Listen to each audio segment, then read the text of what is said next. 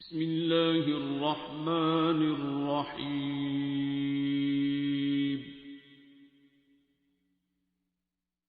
السلام علیکم ورحمۃ اللہ وبرکاتہ۔ پیارے بہن بھائیوں، جب اللہ پاک نے حضرت موسیٰ علیہ السلام پر وحی نازل کی، جس کے بارے میں قرآن پاک اعلان فرماتا ہے وَأَوْحَيْنَا إِلَى مُوسَىٰ أَنْ أَسْرِ بِعِبَادِي إِنَّكُمْ مُتَّبِعُونَ، ترجمہ، اور ہم نے حکم بھیجا موسیٰ علیہ السلام کو کہ رات کو لے کر نکل میرے بندوں کو، البتہ تمہارے پیچھے لگے گا فرعون ماں اپنے تمام لشکر کے، اور ہم ان کو غرق کرنے والے ہیں اور تم کو دریا کے پار اتار دیں گے، تم کسی کا خیال مت کرنا۔ تو پیارے بہن بھائیوں، تواریخ سے معلوم ہوتا ہے کہ حسب مطابق حکم خداوندی دوسرے دن قوم بنی اسرائیل نے فرعون کے پاس جو ضروری لوازمات سونے اور چاندی اور کپڑے اور زیورات وغیرہ کے درکار تھے وہ عاریتاً مانگے اس سے، یعنی ادھار کے طور پر اس سے مانگے، اور فرعون نے خوش ہو کر ان کو حکم کیا کہ جو کچھ تم چاہتے ہو وہ بخوشی ہمارے سرکاری خزانہ سے بے تکلف لے لو۔ یہ سن کر بنی اسرائیل نے فرعون کے شاہی خزانے سے سونا، چاندی، جواہرات، زیورات، جو کچھ ان کو مطلوب اور مقصود تھا وہ سب کچھ لے لیا، اور اس کا وزیر حامان اور دیگر قبطیوں کے گھر جا کر بھی کچھ ضرورت کا سامان لیا، اور قبطیوں نے بھی ان کو دینے میں کچھ تردد نہ کیا، کیونکہ ہر سال بنی اسرائیل ان سے زیورات عاریتاً مانگ کر نماز پڑھنے کے لیے عید کے دن میدان کی طرف نکل جاتے تھے۔ اس لیے آج بھی سونے اور چاندی وغیرہ دینے میں انہوں نے کچھ بھی ان پر یہ گمان نہ کیا کہ وہ یہ لے کر فرار ہو جائیں گے، اور قبطیوں نے بلا تکلف ان کو اپنا سارا مال دے دیا۔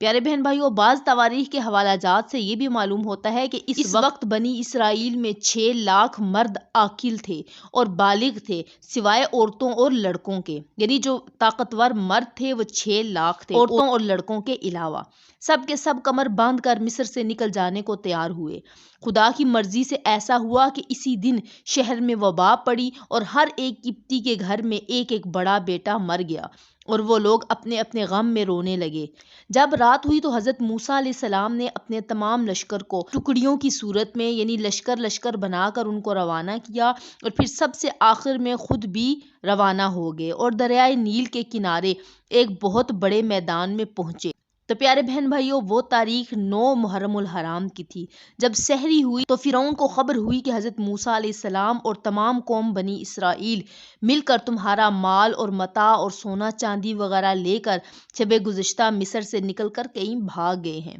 فرعون بولا کہ تم جاؤ اور ان کا پیچھا کرو، پکڑ کر سب کو مار ڈالو، اتنا مال اور اسباب تمہارا اور ہمارا دھوکے سے لے کر بھاگ گئے ہیں۔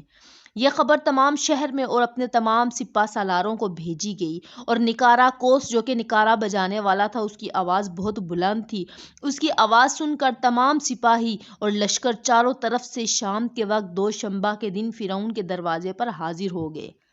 اس وقت 100 امیر لشکر کے سردار تھے، اور ہر ایک سردار کے ہمراہ 100 مرد جنگی رہتے تھے، اور فرعون نے اپنے ساتھ 7 لاکھ غلام سیاہ پوش لیے اور خود بھی سیاہ لباس پہن کر گھوڑے پر سوار ہو کر، اور وزیر حامان کو لشکر کے مقدم کر کے اور حضرت موسیٰ علیہ السلام کا پیچھا کیا، اور دریائے نیل کے کنارے بڑے میدان میں بنی اسرائیل کو دیکھا، کیونکہ وہ لوگ 3 دن اسی میدان میں ٹھہرے رہے، اور بنی اسرائیل کی قوم نے جب فرعون کی قوم کا حشمت اور دبدبا دیکھا تو وہ خوف سے کہنے لگے کہ شاید اب ہم کو فرعون اور اس کی قوم پکڑ لے گی، اور اتنے بڑے لشکر سے ہم مقابلہ نہ کر سکیں گے، کیونکہ فرعون کی فوج بہت زیادہ ہے۔ پیارے بہن بھائیوں، اس وقت حضرت موسیٰ علیہ السلام نے کہا، جیسا کہ اللہ رب العزت نے قرآن پاک میں ارشاد فرمایا، فَلَمَّا تَرَاءَ الْجَمْعَانِ قَالَ أَصْحَابُ مُوسَىٰ إِنَّا لَمُدْرَكُونَ،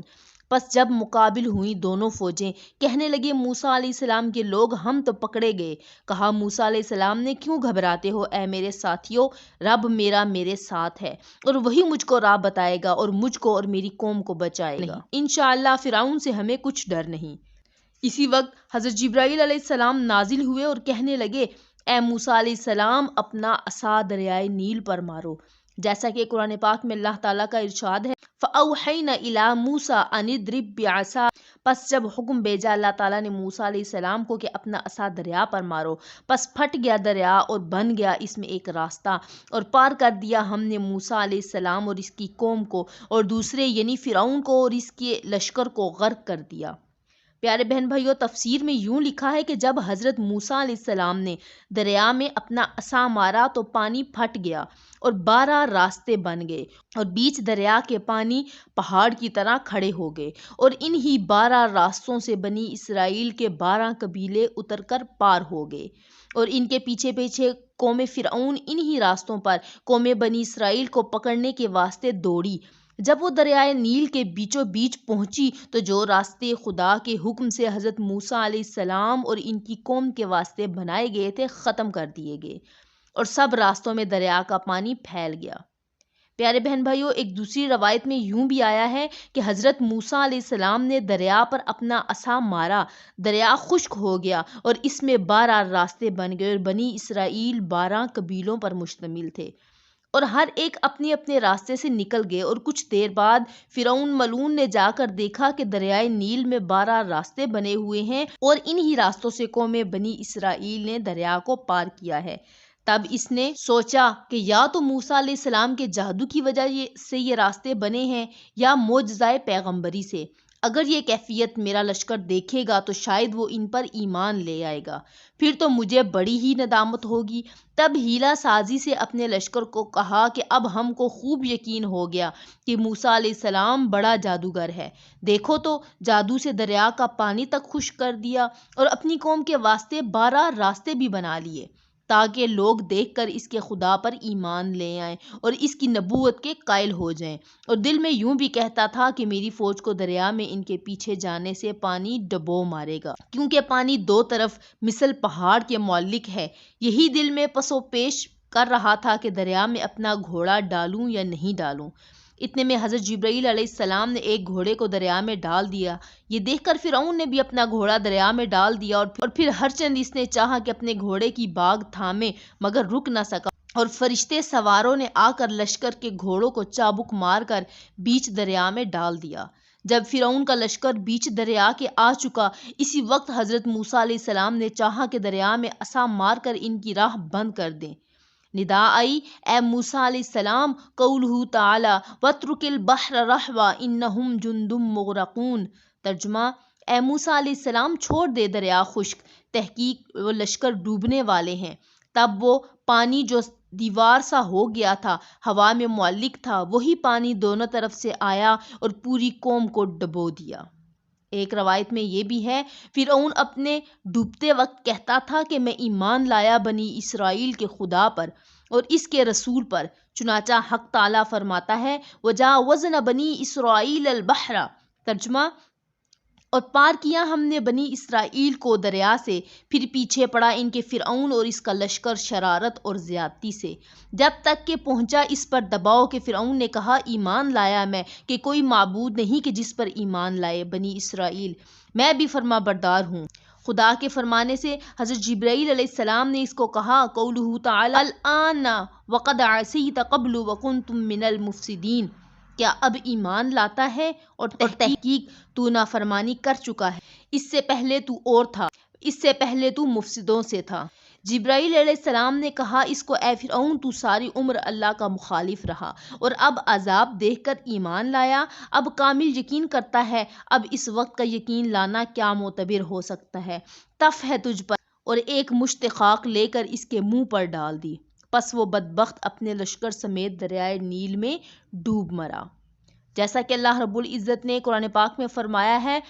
فَالْيَوْمَ نُنْجِيكَ بِبَدَنِكَ،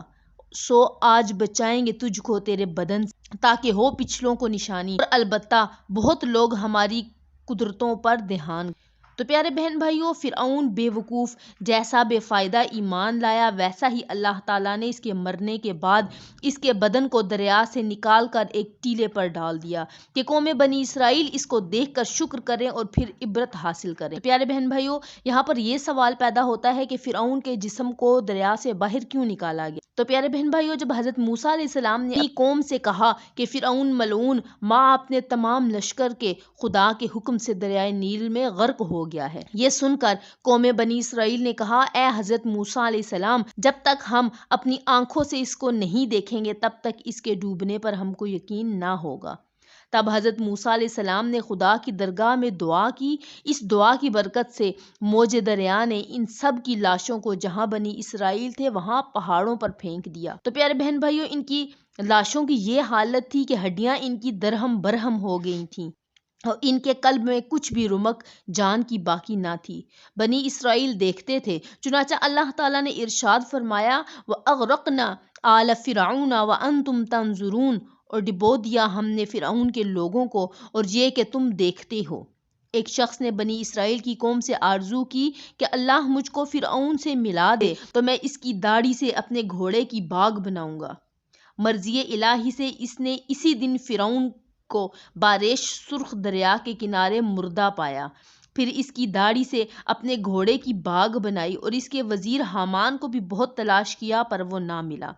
تب وحی نازل ہوئی، اے موسیٰ علیہ السلام، اب تم مصر جاؤ اور حامان کو مصر ہی میں پاؤ گے، اس کو میں دوسرے عذاب میں گرفتار کروں گا۔ یہ حکم سن کر حضرت موسیٰ علیہ السلام اپنے بھائی ہارون علیہ السلام اور اپنی قوم کو لے کر مصر میں آئے اور فرعون کے گھروں میں جا کر رہے،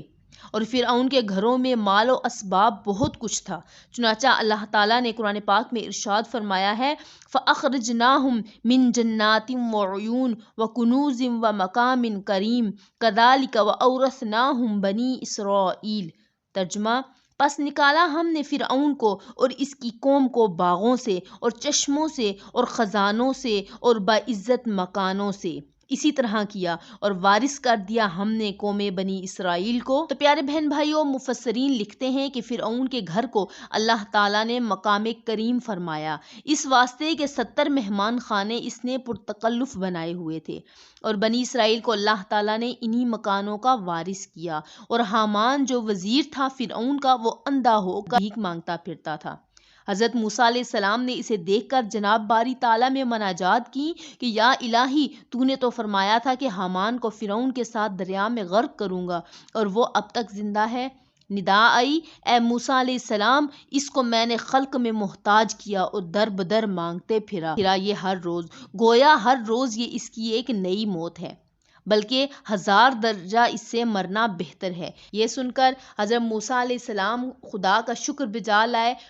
اور اللہ کی عبادات میں مشغول ہو گئے۔ تو پیارے بہن بھائیوں، یہ تھا واقعہ فرعون ملعون کا دریا میں غرق ہونے کا، کہ کس طرح اللہ پاک اپنے پیاروں کی حفاظت فرماتا ہے۔ تو پیارے بہن بھائیوں، آج کے واقعہ سے ہمیں یہ سبق ملا کہ ہر حال میں اللہ کی رضا پر راضی رہنا چاہیے اور اللہ کے احکامات پر چلنے میں ہی عافیت اور فلاح ہے۔ امید ہے کہ آج کی ویڈیو بھی آپ کو پسند آئی ہوگی۔ اگر ویڈیو پسند آئی ہے تو ویڈیو کو لائک کر کے، چینل کو سبسکرائب کر کے بیل کو آل پہ سیٹ کر دیجئے۔ ملتے ہیں ایک نئی ویڈیو کے ساتھ، تب تک دعاؤں میں یاد رکھیے گا۔ جزاک اللہ خیرہ۔